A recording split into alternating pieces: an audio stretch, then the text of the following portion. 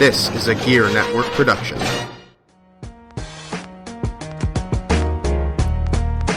Ladies and gentlemen, it's your boy, Mr. Perez, and you're listening to the Better Live Than Dead podcast, brought to you exclusively on Gear Network. Listen in. How's it going, everybody? Episode 95 of the Better Live Than Dead podcast. It's what we've entitled the NFL Week 1 cast. Every podcast now we have an adorable name, and here's the adorable name, NFL Week 1 cast. Mr. Perez could not make it today due to some other commitments, so we pulled the name out of a hat. You may know him. Coming out of the dark, one of the original founding members of BLTD Sports, Chris Downey, live from North Carolina, is on the line now to talk the Week 1 in the NFL. That sentence came out horrible. It was spoken like a true moron, but Chris, you're here. How you doing, buddy? Doing all right. How you doing? I'm doing fantastic. I'm talking to you. I mean, it's a great time. We're talking football, which I'll tell you what. I've been hard about football because I think football's garbage, and they are. Football, for the most part, is pretty damn bad. Look at you suspend a dude one game for beating the crap out of his wife a lot of times, but like a guy who smokes marijuana for medicinal purposes to help his Crohn's disease gets suspended 4 games. What's up with that? You know? Or Cam Newton gets dove at in his head. They don't kick guys out of the game. They don't throw penalties. They're just like, oh, whatever, who cares? That's why the NFL is garbage. Like, I'm mad about it. But look I watched some games. I did watch some games, which is surprising because I said I wasn't gonna. But for the sake of the people, Chris, for the people in podcast land, I listen to some podcasting. I listen to some football. I watched some football. I listened to some football. I paid a little bit of attention. And I'll tell you what, I was pleased with what I saw this week. Oh, yeah. I mean, outside of the Bills, it wasn't a bad week of football to start off 2016 year. Dude, the Bills, man. We'll talk about the Bills in a bit. We got some good and we got some bad. The best of week 1 and the worst of week 1. Then we got the Buffalo Bills. Yeah, then we got the Buffalo Bills. The Buffalo Bills are in good company. We got to say they're in very good company. We've got a couple bullet points here, some bad week 1 football, and they're right in the middle of it. Now, first off, before we get started, as I said, I'm Ryan Wolf at WolfBLTD on Twitter, joined by our buddy Chris Downey, founding member of BLTD Sports at CJDowney92 on Twitter. Make sure you give him a follow if you're not already following him. Not only is he a native son, he's a Sabres fan, he's a Bills fan, good follow, and not to mention, if I may also put this out there, very good at graphic design. It's very good to see the stuff. He has a nice job down in North Carolina where he gets to make cool stuff too, and you get to check it out. So follow him on Twitter. But Chris, we're going to talk football now. We're going to talk football now. I'm in the zone right now. I'm in podcast mode. I'm in the zone right now. And we're going to start off the best of week 1. I'm gonna say it. Arizona Cardinals wide receiver Larry Fitzgerald. Now look it. The Cardinals did not win. And we can talk about that in just a little bit when we talk about Jimmy Garoppolo. The Cardinals did not win, but Larry Fitzgerald himself won. 8 receptions, 81 yards, 2 touchdowns. Why are those stats important? I'll tell you.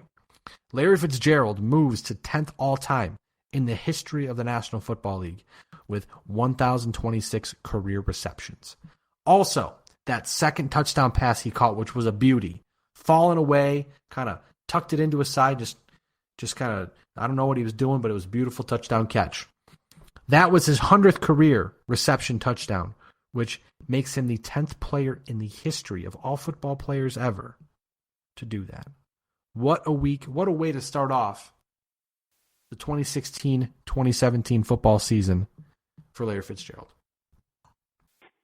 I mean, look who he has around him. Carson Palmer, yeah, he was in Cincinnati doing well. Now he's back in Arizona. And then, you still have John Brown and Michael Floyd in Arizona, and yet he still gets a pair of touches on 8 catches. I mean, They got David Johnson, too. I mean, that's a stacked set of skill players. And especially with Fitzgerald being over the age of 30, people thought he was going to go a little downhill this year, and to start off with 8 for 80 plus and 2 TDs is not a bad way to kick off the 2016 year for the number 1 wideout for the Cardinals. And we heard, it's crazy because if you get a chance to watch, Chris, I'm not sure if you've seen this yet, or anybody in podcast land, if you get a chance, go on Amazon Video and watch the season with the Cardinals from last year. You get kind of a really good insight into that franchise, how well they're run, how everything just from top down is fantastic. And Larry Fitzgerald included. Now, there was some rumors from Adam Schefter of ESPN saying that Larry Fitzgerald was going to retire after this season. Larry Fitzgerald came out, refuted that. He still obviously has a lot left in the tank. It's one game, 14 more or 16 more games to play, 15 more games to play in 16 more weeks. So if he goes, it'll be pretty crappy because he's a fantastic football player. We want to see him win the Super Bowl. I'm at the point right now where if the Bills aren't going to win the Super Bowl, which, whatever it may be, that's a joke. I want to see individual players win. Like, I want to see a guy who has never won it win it. And Larry Fitzgerald is at the top of that list for me. I just would love to see Fitzgerald walk off into the sunset with a Lombardi trophy. That Cardinals team is not bad.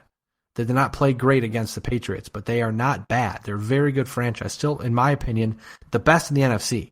But it was a damn good week for Larry Fitzgerald. I mean, we saw last season he got moved over to the slot for John Brown and for Malcolm Floyd. He became a slot guy. He moved out to the outside. He still does that. He still can do that. But what a team player, what a class act. I mean, he's just, when Larry Fitzgerald retires from the National Football League, it's going to be a different league. He has been just a dominant force in the National Football League, and like we said, it continues to happen. We'll continue to pay attention. Now, the one crazy thing about football this week, and I'm sure everyone kind of noticed it as the day went on, lots of very close games and lots of comebacks. I mean, that's just the best way to put it. 9 teams, Chris, had a win probability of 20% or less. 9 of those teams came back to win.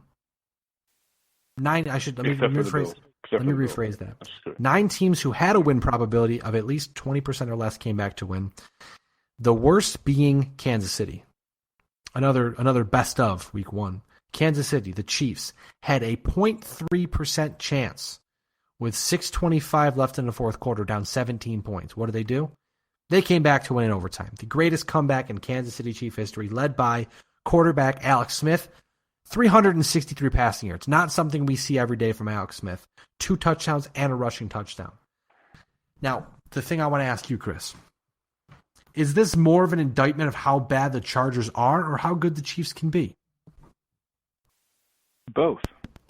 Look what the Chiefs did. They didn't have Jamal Charles. They had Spencer Ware, who had a hell of a day. Like, Spencer Ware went off, especially out of the backfield, one of the top receiving backs of week 1. And plus, it's the Chargers.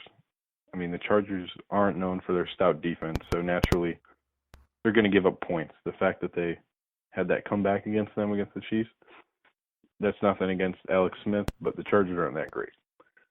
So with that, that's just a formula for the Kansas City offense to, hey, we can do this. And look what they did. They came back and they won the game. It was as impressive gets. It was a lot of fun to pay attention to the comeback and to see Kansas City explode. It's a sign of things to come for San Diego. We're going to talk about them in a little bit, but what a bad day for the Chargers. Staying in the division, staying in the AFC West, Oakland, head coach Jack Del Rio may arguably have, he may have the largest set of cojones we've seen on a head coach in a while. Opening weekend, your chance to make a statement, take the New Orleans Saints to the brink. Like what we saw in Jacksonville with the Jaguars against the Packers. Jacksonville didn't win. There's no such thing in sports as a moral victory. But Jacksonville will take a lot out of that game knowing that they are good enough. They can beat teams like Green Bay if they have a good day. They had a pretty damn good day on Sunday. Aside from that last 4th and 1 play, which, whatever it may be is what it was. But Jack Del Rio of the Oakland Raiders kudos to you, man. I tip my cap multiple times. Oakland ties the game late, or gets a touchdown late to tie with a PAT. What do? They don't kick the extra point. They go for it. They go for the throat. They go for the win. Now, if they had lost the game, Jack Del Rio's being a straight shooter did not work out well. But the fact that they won that game only further cements, for me at least, Oakland, how dangerous the Oakland Raiders can be now. Their defense was not good, and they were not playing a very great New Orleans Saints team. Offensively, Saints one of the best. They've got Drew Brees. As long as he's under center, throwing healthy, they can beat anybody. But that defense, it's like a wet paper towel. There's not going to stop much with it. But this is why Jack Del Rio gets on the list of best of week 1. They went for 2 late. They win in New Orleans. They're the 4th team in football history to score game-winning points on a 2-point conversion in the final minute of the 4th quarter, and the first team ever to do it in a season opener. If that doesn't take guts, I'm not sure what does. I mean, there's not many teams that would do that, but a famous coach once said, you play to win the game. So that is correct. Why not? You tie it up, you lose in overtime. Okay, what's the point of wasting time? You go for 2. I mean, the Raiders scored 22 points in the final quarter to take the win. So why not just say, screw it all, you're on the road in New Orleans, get out of there with a win, and that's exactly what they did. I mean, a lot of people could write it off as having no confidence in the defense, which rightfully so, because they gave up 35 points.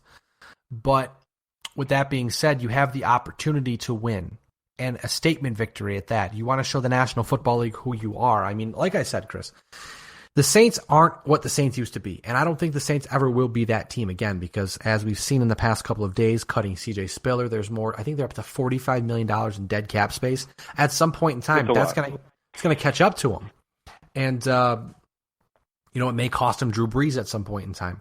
But that's all speculative. But that's you do the math. It looks like that could be what will happen. But they're a name, and that's all that matters. I mean, if Jacksonville beat Green Bay, huge deal, because Green Bay is still a fantastic team. They're still a perennial playoff contender. With the Saints, maybe 8-8, 9-7, 10-6, but you're beating Drew Brees, you're beating the New Orleans Saints, you're beating Sean Payton. That's a big feather in your cap, a big confidence builder for that young team in the AFC West, who many have picked to be a playoff team. I picked them to be a playoff team. And it's crazy to see that franchise turn around under Reggie McKenzie, under Jack Del Rio, Derek Carr under center, Amari Cooper, Latavius Moore, or Murray. I always do that. I always make an ass of myself. I'm on a roll, and then I say something wrong. I'm grounded for now. I'm not grounded anymore. I ungrounded myself. They've got a fantastic team on defense. Khalil Mack, among the many. They've got just so much going for them in Oakland, and this should be the year they take the step. I mean, they're playing in the same division as Denver and as Kansas City, so it's going to be difficult. But if they can play offensively next week and the week after and the week after like they did this week against New Orleans, there should be no issue with Oakland making some noise in the AFC West. No, not at all. I mean, 3 of the 4 teams in the AFCS pulled off victories, and San Diego was the one team that didn't, for obvious reasons, because they took on the Chiefs that came back against them. So, I mean, it's going to be competitive out there. I mean, for once, you actually can look forward to a conference that is usually known for being poor to have not necessarily the top performers, but, especially with Denver's quarterback situation going on there, and then they take out with a win in week 1. I mean, that's a key step for them. So we got to see what happens, but I think Oakland, as you said, is in the right step. Derek Carr definitely is not a bad quarterback.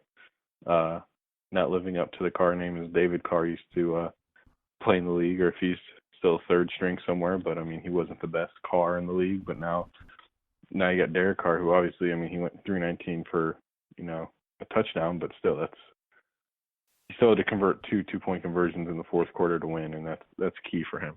Confidence going forward for him. did enough to win the game. That's all that matters. Now moving over to wide Exactly. receivers, because there were a couple wide receivers that had a very good weekend. AJ Green, 12 receptions, Beautiful. 180 yards, 1 touchdown, melted Darrelle Revis. Oh, he had his own field day on Reeves Island. I tried trading for him in one of my fantasy leagues, and my buddy was hesitant. And then after that week, he is not trading him. So I don't blame him. I mean, come on.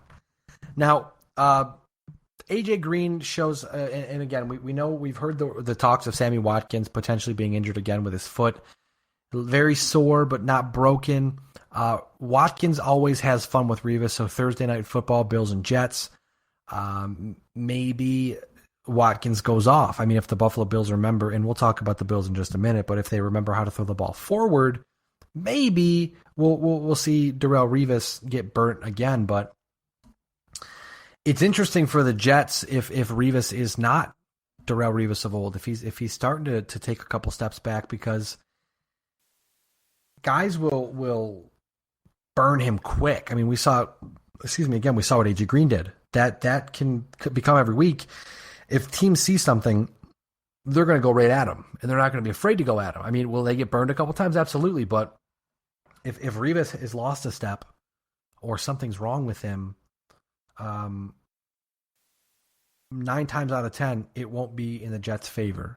And that would be really bad for the New York Jets. But continuing on with the wide receivers, a combination of Saints wide receivers, Willie Snead and Brandon Cooks combined for 15 receptions, 315 yards, and 3 touchdowns on Sunday.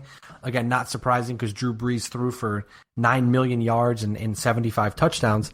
That they have high numbers, but still impressive that 2 guys carried over half the load for that Saints offense. And then also another wide receiver in that game, Oakland's Amari Cooper, continues to shoot up the charts. 6 receptions for 137 yards. Again, we're in the era of where quarterbacks dominate football. So if anything, we should be talking about running backs having great days. But you know what? You can't deny when a wide receiver has a fantastic Sunday, especially when it helps you win a fantasy football game. Oh, exactly. And, I mean, we're coming up on not only is the deep receiver like A.J. Green and Larry Fitzgerald, it's more of the dump-off guys. You know, they'll run a couple guys deep and then pull the defenders off, and you got the dump-off 5 yards.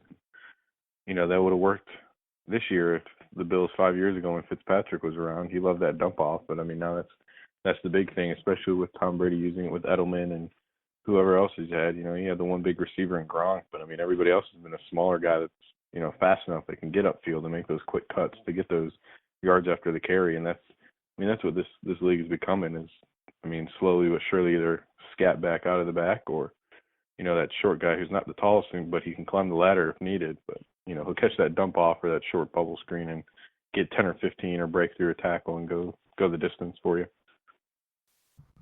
It's fun to watch the evolution of football in terms of how the game is played, especially with the wide receivers, like you said, how it was back in the day with, I mean, even we're saying back in the day, but it wasn't that long ago. I mean, you've got guys, you know, Randy Moss, T.O., stuff like that, where they're not short field guys. They're the 15, 20, 25-yard bursts at a time.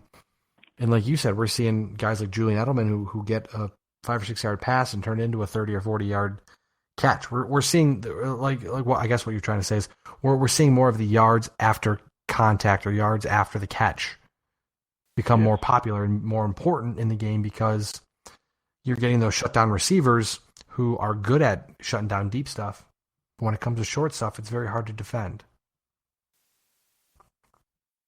Now, last but not least, sorry, Chris, you can go. I was just going to affirm what you say. Affirmations are key for you. You know, just making sure. I mean, defense has to account for everyone, and they'd rather give up a short little dump off than a deep ball because they were trying to cover the short route. I mean, that's what it is. Yeah, and not to mention too, it's the athlete, the amazing athlete that the NFL has these days. It's something else for sure. Like you mentioned John Brown before, just real quick. Small guy who is so fast he can play the outside and his size doesn't matter. That's crazy to me. If he gets thrown to, he only had one catch. Well, yeah, hurt me. but he's also hurt I know he's hurt also me in fantasy.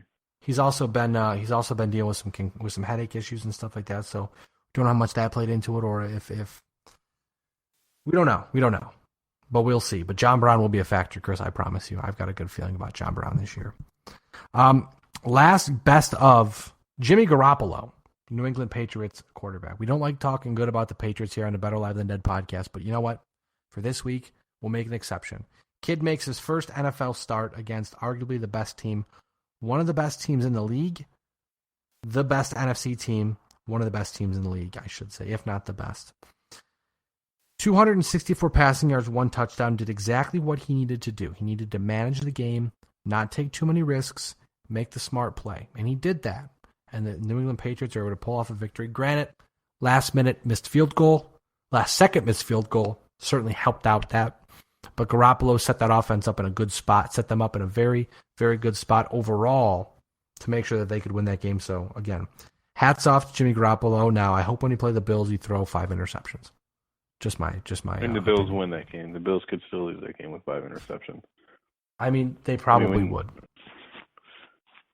Because we like having 7 yards of offense through multiple series in the first quarter. Hey, if you want to, we can move over to that topic right now because it's a very loaded. It's a powder keg. I know that. I mean, that's your first on the bad. Yeah, moving over to the bad. The bad of the worst of the worst. The Buffalo Bills. My God. My Lord. What the hell was that? 160 yards of total offense and 7 points. Now, I get it. The Ravens defense is AJ Green had more receiving yards than our team did total yards. Fun fact. Yeah. The Ravens defense is not bad. I get that.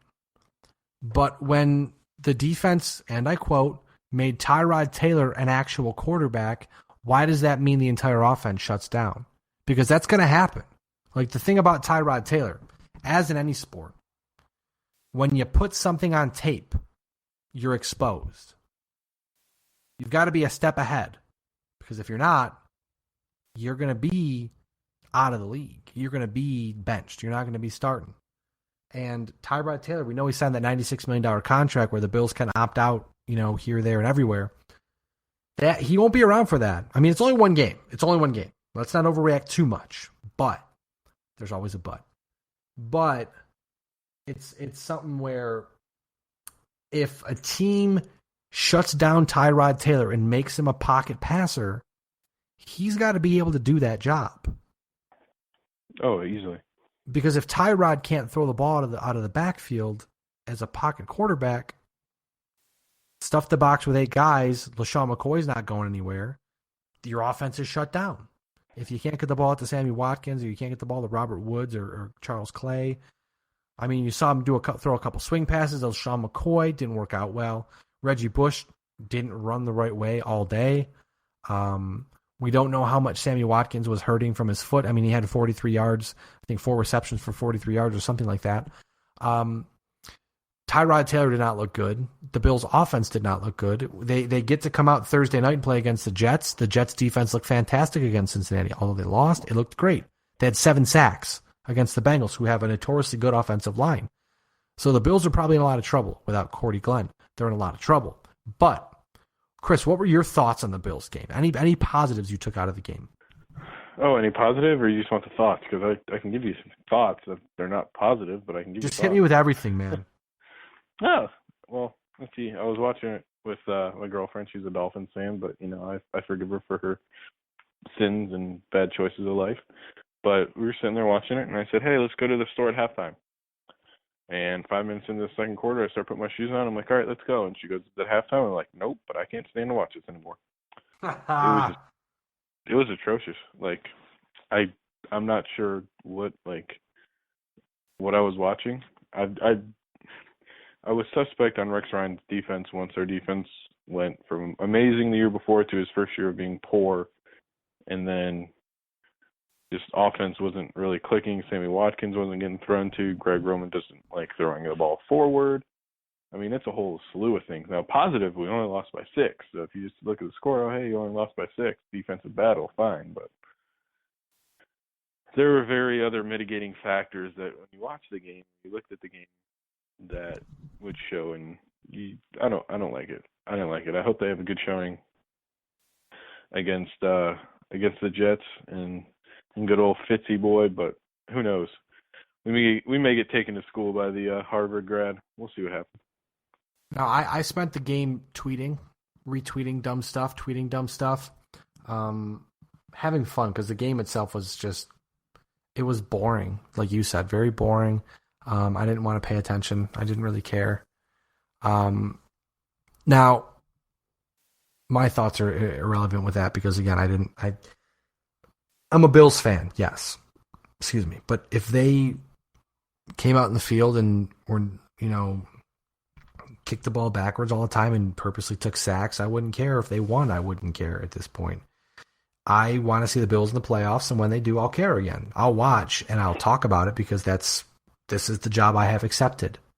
This is the job I want to do. And it only does a disservice to myself and our listeners, you, the listener, to not watch it and not pay attention and not know what's going on.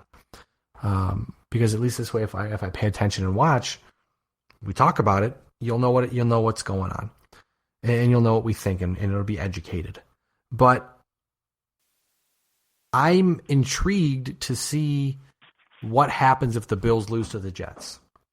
Because we know Rex Ryan is not necessarily on the hot seat, but if the Bills come out and have getting a little warm. Yeah, if they have a crappy showing, what's going to happen? Is Terry Pagula going to sit through another season of losing football? I mean, granted, he did say when he took over the team, the playoff counter goes back to 0. But another 20 years... Well, no, it doesn't. But in his mind, maybe it does. But another 20 years, money changes a lot of things, by the way, Chris. He can plug his ears with like a $100 bill and doesn't hear anything. But he could rip it in half and say, exactly.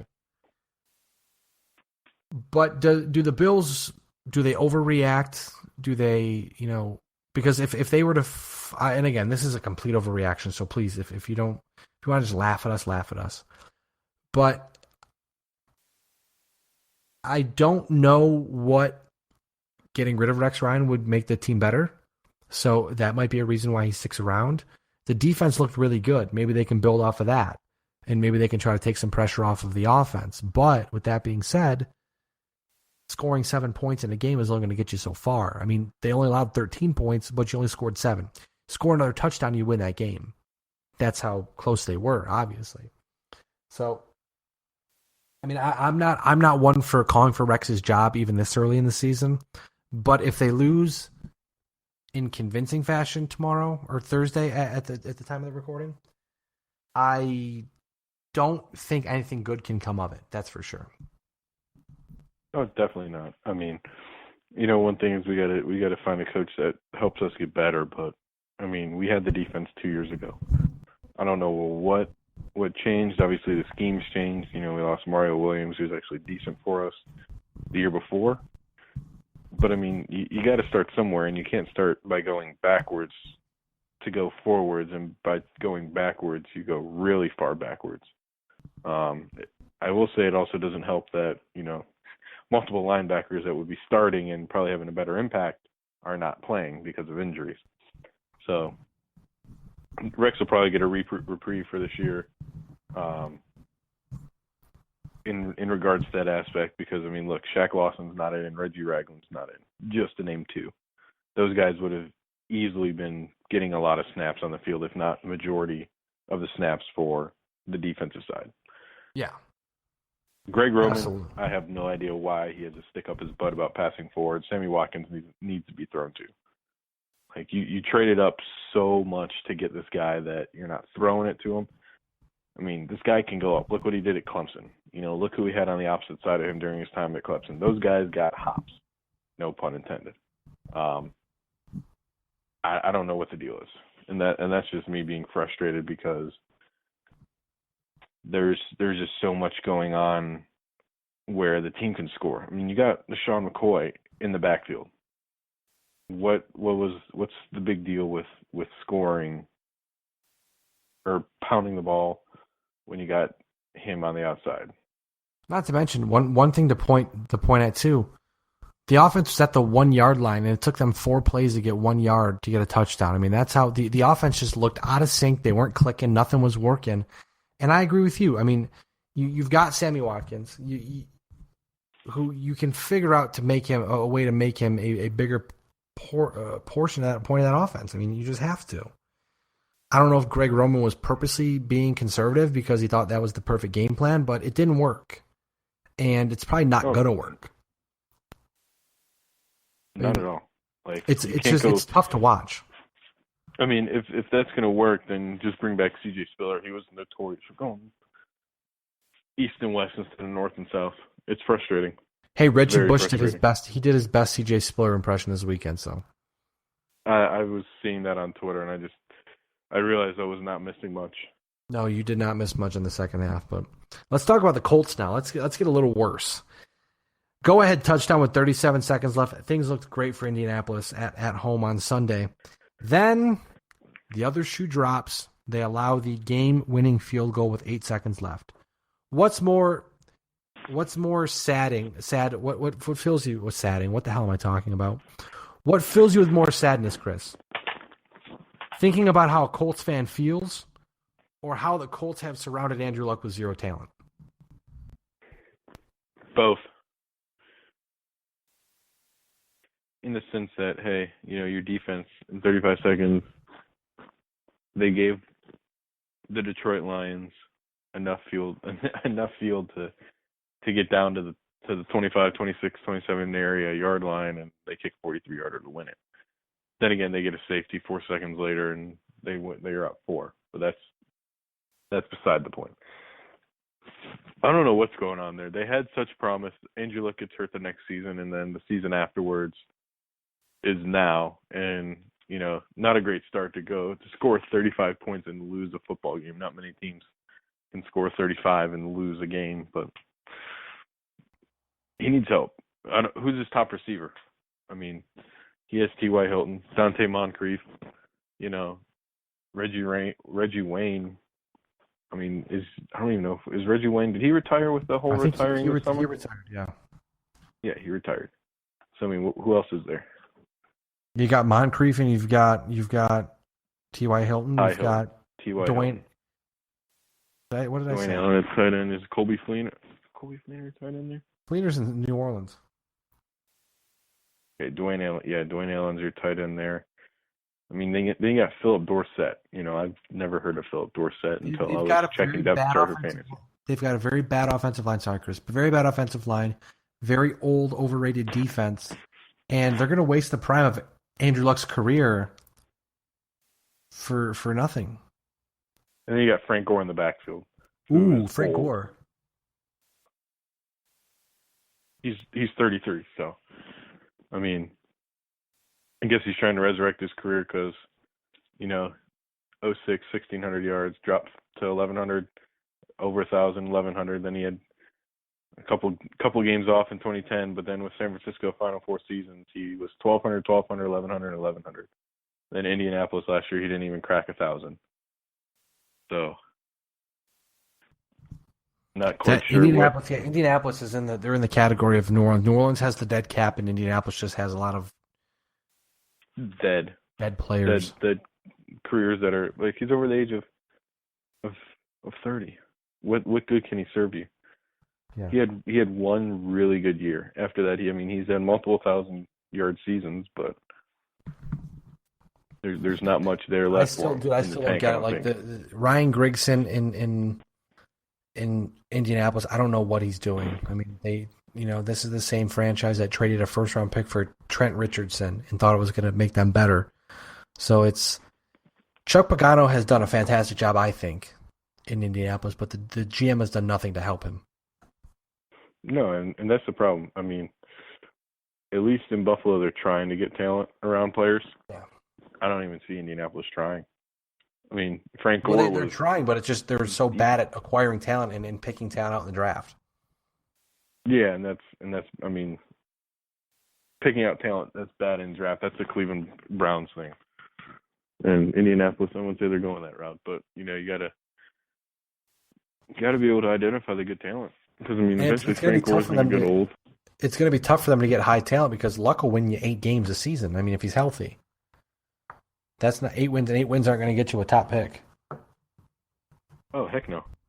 I mean, that's going to be just like the Bills when they went 7-9 for 3 straight years with Dick Duran. You know, we're picking 13th. We're not high enough to get a really great talent, not low enough to get a poor talent. We'll get that talent that'll be good, and if he has a great upside, he has a great upside. Those were the fun years with Dick Duran. Dude, I remember when Dick Duran got fired. I don't know if I ever told you this story. Dick Duran got fired, and like that day or the next day, he had not done an interview yet, but he was at an RIT basketball game, Really, or U of R basketball game. And I walked down. I was dared by my coworkers to go down and ask him to do an interview. So I walked down. I sat next to him. He just smirked. And he's like, "Hey, what do you want?" And I was like, I see you're here, figured we'd ask you if you want to do an interview. And he smirked at me and said, no, I'm good, thank you. And I said, well, I had to ask. And I shook his hand. And he goes, no problem. I said, I appreciate it, and walked away and just laughed my ass off. Was that after he got yeah, right after he got fired, yeah. That's beautiful. He knew what I was coming for, and he didn't even look at me. He's like, what do you want? I was like, damn, you got me. Hey, he knows what's up. At least he was respectable to acknowledge you. He did shake my hand, but he does look horrible in person though. So he looks like a dead guy. But anyways, San Diego, we talked about them. They blew a 17-point lead and they lost the game, but they also lose their number 1 wide receiver, Keenan Allen, torn ACL. Horrible loss for that team. That got hurt. So, oh yeah. I mean, non-contact injuries. Look what happened with Teddy Bridgewater. Non-contact. Nearly had to get his leg amputated. I can't even talk about that. It makes me uncomfortable. Non-contact with Keenan, ACL, bye-bye. And a year of his career, bye-bye, which, and for San Diego, that's bad because they're another team where talent is few and far between, man. And they wasted their offseason waffling on Joey Bosa, so now he's hurt. He's got a hamstring. And who knows when he'll play. So, they're just doing things very, very well in San Diego. But, in the National Football League, there have to be bad football teams, and it just looks like people like Indianapolis and San Diego and Cleveland, who we're going to talk about in a second, are just always meant to be bad. Oh, Cleveland. Oh, they're the breadwinners of the league with poor front office, poor everything going on for them. Robert Griffin III, their star signing of the offseason. Not a bad move at all. I mean, it looked like a good spot for him to resurrect his career. And, well, the career resurrection of Robert Griffin III is on the shelf for at least 8 games. He decided to throw a shoulder and to try to block and get a few extra yards. And in that throw, he broke a bone in his non-throwing shoulder in that block. And he's going to miss at least 3 to 4 weeks before he's checked out. But because he was placed on the IR, it's 8 weeks. So now the tank in Cleveland continues. Josh McCown is the quarterback. And what a stud. That is that. I mean, when Josh Gordon comes back, he's got Gary Barnidge, who he likes a lot. Josh Gordon comes back, you should be able to make some waves with him. We saw Terrell Pryor make some nice plays week 1. I mean, and in the preseason, he's fast. He's talented. He's got a lot of raw skill. And the funny part is, and we heard about this a lot after week 1, because the Eagles played the Browns. The Eagles beat the Browns. Carson Wentz beat the Browns. The Browns traded their pick to the Eagles for Carson Wentz. And a lot of people said the Browns. The irony. Yeah, they should have picked Carson Wentz with that pick. So we're going to hear about that for a very long time. Another goof that the Browns front office makes, only to be matched, if not exceeded, by our next team on the list, the Los Angeles Rams, who acquired Jared Goff, acquired the first pick in a huge deal to get Jared Goff. And guess what happened? Embarrassing. Goff is the 3rd string quarterback. They said he's nowhere near being ready. A lot of people are already asking if he was even worth the first overall pick. I mean, he just didn't look comfortable, not grasping the offense, stuff like that. But we're not here to talk about that. We're here to talk about the Rams' piss-poor performance on Monday Night Football. Oh, it was a work of art. They had the ball 13 times. They punted the ball 10 times. 2 interceptions and 1 turnover on down. 0 points. You have to try to suck that bad. And like I said in the week 1 or week 2 NFL power rankings, whatever week it is with the power, week 2,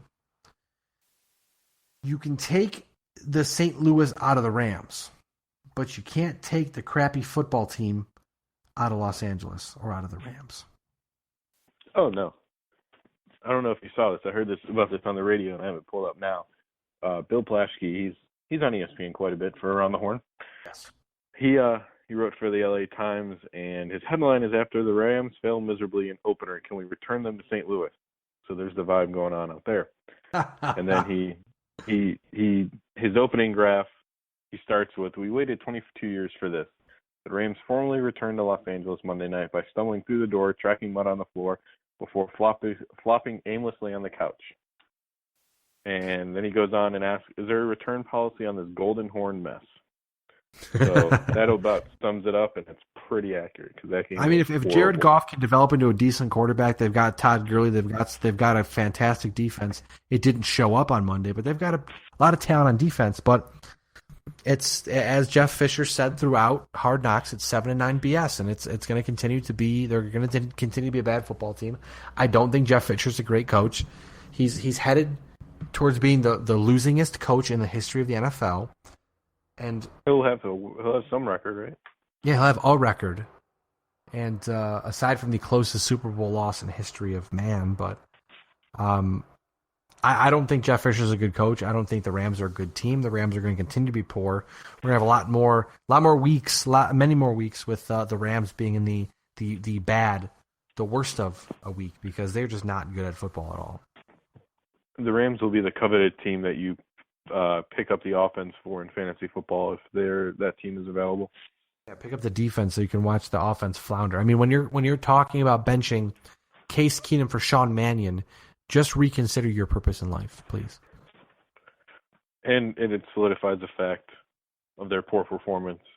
Later on in this same Bill Plaschke article, Navarro Bowman is quoted as saying, "We came out expecting the Rams to play better than they did." I think that about sums it up.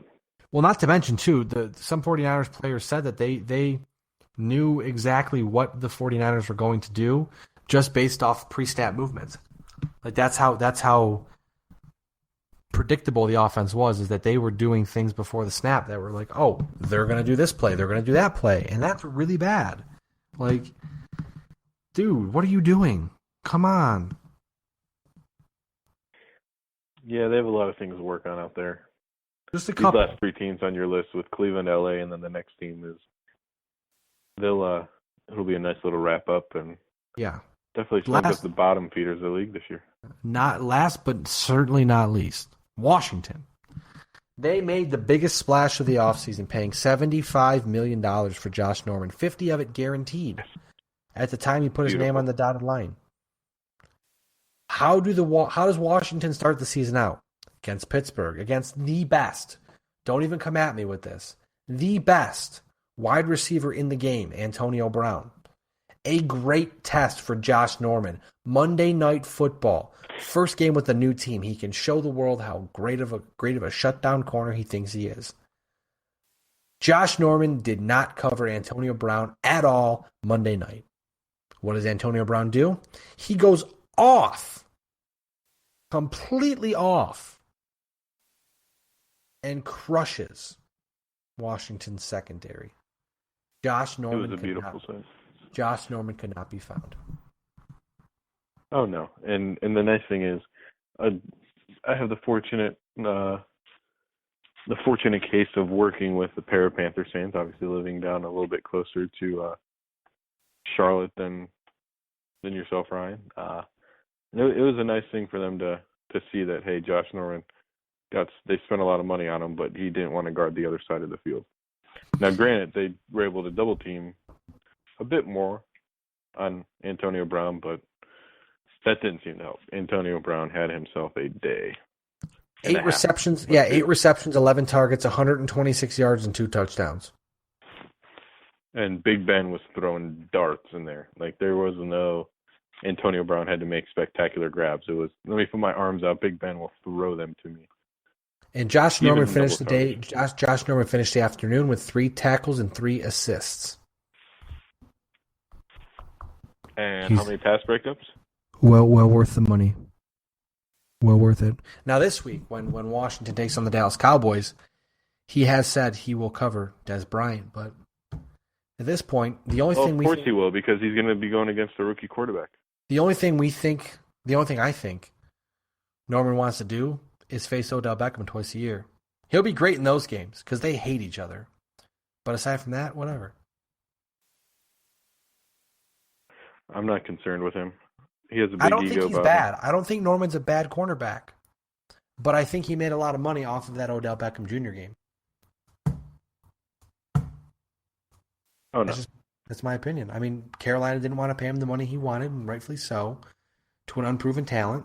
Because if they pay him $50 guaranteed, and he goes out and just craps all over himself, they still owe him that $50 million, no matter what. So they didn't feel comfortable paying him that money. They let him go because they had no shot at keeping him. Why would you keep a guy who doesn't want to be there? Give him credit for that. It's ballsy. It's very ballsy. It's up there with Jack Del Rio in terms of ballsiness. But, you know, I don't know, Josh Norman, man. What are you doing? You're getting paid $75 million. It may not be a perfect fit for you, but that's what happens when you chase the money. Exactly. Just because you chase the money doesn't mean you'll be put on a good team.